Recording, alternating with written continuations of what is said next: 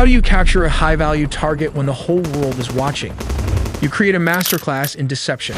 F-35s lit up the perimeter, turning night into day. The U.S. uses the F-35 jets in its Navy to launch a large-scale attack. This wasn't an invasion, it was a surgical extraction. For months, the U.S. had been tightening a naval quarantine around Venezuela. The U.S. Gerald R. Ford Carrier Strike Group and the U.S. Iwo Jima Amphibious Ready Group were parked off the coast. The pretext was clear. The U.S. designated the Venezuelan government a narco-terrorist state, specifically targeting the drugs lords, but while the Navy squeezed the coast, intelligence assets were tracking one man.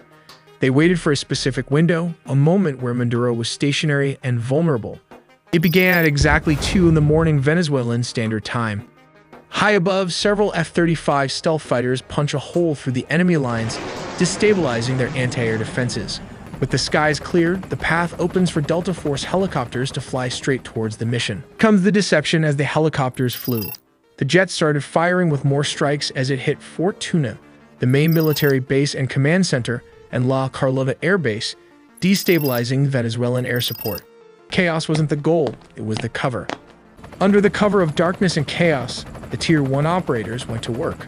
It is the Delta Force, one of the most elite secretive special forces units in the U.S. military, reached a secure compound believed to be a safe house within the massive Fort Tuna complex. The operators moved with surgical speed, landing on multiple points. The Delta Special Forces descended and started the search for the high-value targets.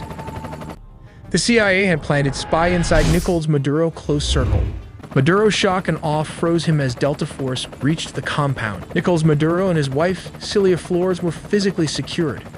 These aircraft are capable of performing urban extractions from buildings and refueling in midair, or leaving Venezuelan airspace and heading to a secure floating staging base in the Caribbean.